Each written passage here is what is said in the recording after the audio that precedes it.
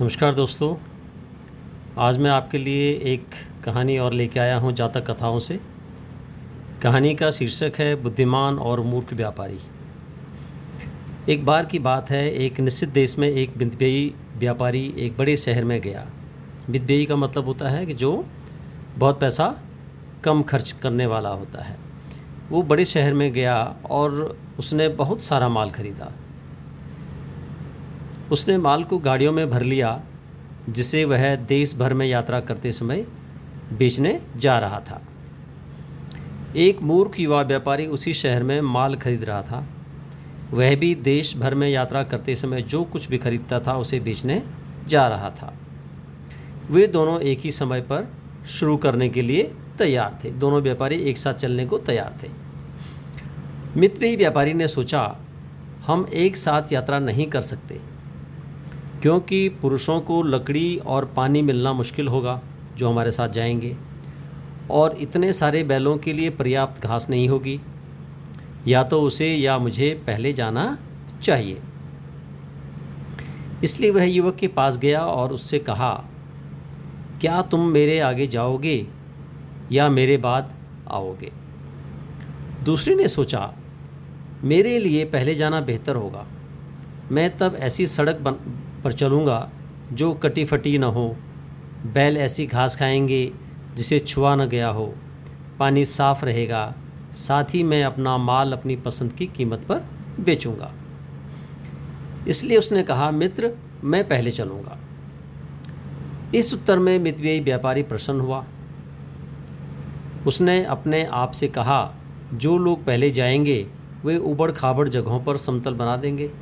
भाई, पहले जो रास्ते ख़राब होंगे वहाँ पे वो जाएंगे, ऊबड़ खाबड़ होंगे, इनकी गाड़ियाँ चलेंगी, इनकी बैलगाड़ी या जो भी गाड़ियाँ थी इनकी चलेंगी, तो वो रास्ता क्या हो जाएगा, समतल हो जाएगा। जो बैल पहले जा चुके हैं वे पुरानी घास खा चुके होंगे, ठीक है, और जबकि मेरे बैल ताज़ी उगी हुई कोमल घास को खाएंगे। जो लोग पहले जाएंगे वे कुएँ खोदेंगे जिनसे हम पानी पिएंगे। फिर मुझे भी कीमत तय करने की चिंता नहीं पड़ेगी, बल्कि मैं अपना माल दूसरे आदमी द्वारा तय की गई कीमतों पर बेच सकता हूँ। इसलिए उसने ऊंची आवाज़ में कहा, बहुत अच्छा दोस्त, तुम पहले जाओ। ये कौन है? जो मितव्ययी, जो कि कंजूस जो व्यापारी है, वो बात कर रहा है। तो जो मूर्ख जिसको समझाता उसने बोला कि तू पहले चला जा भाई। मूर्ख व्यापारी ने तुरंत अपनी यात्रा शुरू कर दी। जल्दी ही वह शहर छोड़कर गाँव में पहुँच गया। धीरे धीरे वह एक रेगिस्तान में पहुँच गया जिसे उसे पार करना था। इसलिए उसने पानी के बड़े बड़े घड़े भरे, उन्हें एक बड़ी गाड़ी में लादा और रेगिस्तान पार करना शुरू कर दिया। अब इस रेगिस्तान के रेत पर एक दुष्ट राक्षस रहता था। इस राक्षस ने मूर्ख युवा व्यापारी को आते देखा और मन ही मन सोचा, अगर मैं उससे पानी के घड़े खाली करवा लूँ तो मैं जल्द ही उस पर विजय पा लूँगा और उसे अपने वश में कर लूँगा। इसलिए राक्षस आगे सड़क पर चला गया और उसने खुद को एक महान सज्जन की तरह बदल लिया। उसने एक सुंदर गाड़ी बुलाई जो खींची जा रही थी दूध जैसे सफ़ेद बैलों द्वारा। फिर उसने 10 अन्य राक्षसों को बुलाया, उन्हें पुरुषों की तरह कपड़े पहनाए और उन्हें धनुष, बाण, तलवार और ढाल से लैस किया। अपनी गाड़ी में बैठकर 10 राक्षसों के पीछे वह व्यापारी से मिलने के लिए वापस चला गया। उसने गाड़ी के पहियों पर मिट्टी लगाई, बैलों और गाड़ी पर जल कमल और गीली घास लटका दी। फिर उसने राक्षसों के पहने हुए कपड़े और उनके बाल गीले कर दिए। पानी की बूंदें उनके चेहरों पर टपक रही थी जैसे कि वे सभी किसी नदी से आए हों। अब जैसे ही राक्षस मूर्ख व्यापारी के पास पहुँचे, उन्होंने अपनी गाड़ी को एक तरफ मोड़ दिया और प्रसन्नतापूर्वक कहा, तुम कहाँ जा रहे हो?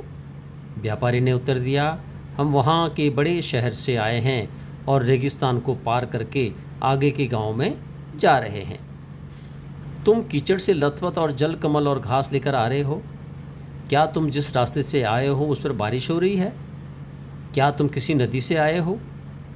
ये किसने पूछा? ये व्यापारी ने पूछा राक्षस से। अब राक्षस ने उत्तर दिया, आसमान में काली रेखा एक जंगल है। इसमें जल कमल से भरे तालाब हैं, बारिश अक्सर होती है। तुम्हारे पास उन सभी गाड़ियों में क्या है? व्यापारी ने उत्तर दिया, बेचने के लिए सामान। लेकिन उस आखिरी बड़ी भारी गाड़ी में तुम क्या लेके जा रहे हो? राक्षस ने पूछा। व्यापारी ने उत्तर दिया, यात्रा के लिए पानी से भरे घड़े। राक्षस ने कहा, तुमने यहाँ तक पानी लाकर अच्छा किया, लेकिन इसके आगे इसकी कोई ज़रूरत नहीं है। सारा पानी खाली कर दो और आराम से आगे बढ़ो। फिर उसने कहा, लेकिन हमने बहुत देर कर दी है, आगे बढ़ो। और वह तब तक गाड़ी चलाता रहा जब तक कि वह व्यापारी की नज़रों से ओझल नहीं हो गया। फिर वह अपने अनुयायियों के साथ रात होने का इंतज़ार करने के लिए अपने घर लौट आया। मूर्ख व्यापारी ने राक्षस के कहे अनुसार किया और हर घड़ा खाली कर दिया। एक कप भी नहीं बचा पानी का। वे आगे बढ़ते गए और सूर्यास्त के साथ आसमान पर बनी रेखा फीकी पड़ गई। वहाँ कोई जंगल नहीं था, काली रेखा सिर्फ बादल थे। पानी नहीं मिल रहा था, लोगों के पास पीने के लिए पानी नहीं था और खाने के लिए भोजन भी नहीं था, क्योंकि उनके पास चावल पकाने के लिए भी पानी नहीं था। इसलिए वे प्यासे और बिना भोजन के बिस्तर पर चले गए। बैल भी भूखे प्यासे थे और इधर उधर सो गए। देर रात राक्षस उन पर टूट पड़े और आसानी से हर आदमी को ले गए। उन्होंने बैलों को अपने आगे भगा दिया, लेकिन भरी हुई गाड़ियां नहीं ले जाने के कारण ले जाने की परवाह की। इसके 1.5 महीने बाद बुद्धिमान व्यापारी उसी रास्ते से आगे बढ़ा। रेगिस्तान में उसे भी राक्षस मिला, ठीक वैसे ही जैसे दूसरे को मिला था। लेकिन बुद्धिमान व्यक्ति जानता था कि वह आदमी राक्षस है, क्योंकि उसकी कोई छाया नहीं थी। जब राक्षस ने उसे आगे जंगल में तालाबों के बारे में बताया और उसे पानी के घड़े फेंकने की सलाह दी, तो बुद्धिमान व्यापारी ने जवाब दिया, हम तब तक अपना पानी नहीं फेंकते जब तक कि हम ऐसी जगह न पहुंच जाएं जहां हमें लगे कि और पानी है। फिर राक्षस आगे बढ़ गया, लेकिन व्यापारी के साथ जो लोग थे उन्होंने कहा, महाराज, उन लोगों ने हमें बताया कि वहाँ एक विशाल जंगल की शुरुआत थी और वहाँ से आगे हमेशा बारिश होती थी। उनके कपड़े और बाल पानी से तर थे। चलो हम पानी के घड़े फेंक दें और हल्की गाड़ियों के साथ तेज़ी से आगे बढ़ें। सभी गाड़ियाँ रोककर बुद्धिमान व्यापारी ने लोगों से पूछा, क्या तुमने कभी किसी को यह कहते सुना है कि इस रेगिस्तान में कोई झील या तालाब है? तुम हमेशा से यहीं रहते आए हो। हमने कभी किसी तालाब या झील के बारे में नहीं सुना। उन्होंने कहा, क्या कोई व्यक्ति अपने ऊपर नमी से भरी हवा महसूस करता है? उसने पूछा। नहीं सर, उन्होंने उत्तर दिया। क्या तुम में से किसी को बारिश का बादल दिखाई देता है? उसने कहा। नहीं सर, एक भी नहीं, उन्होंने कहा कि उसके आदमियों ने कहा। वे लोग मनुष्य नहीं थे, वे राक्षस थे, बुद्धिमान व्यापारी ने कहा। वे हमें पानी फेंकने के लिए मजबूर करने के लिए बाहर आए होंगे। फिर जब हम बेहोश और कमज़ोर हो गए तो उन्होंने हमें ख़त्म कर दिया होगा, ये सोच रहे थे वो। तुरंत आगे बढ़ो और एक भी आधा पिंड पानी मत फेंको, बिल्कुल भी पानी नहीं फेंकना अपने नीचे। इसलिए वे आगे बढ़ते रहे और रात होने से पहले वे मूर्ख व्यापारी के भरे हुए वैगनों के पास पहुंच गए। फिर मितव्ययी व्यापारी ने अपनी गाड़ियों को एक घेरे में खड़ा कर दिया।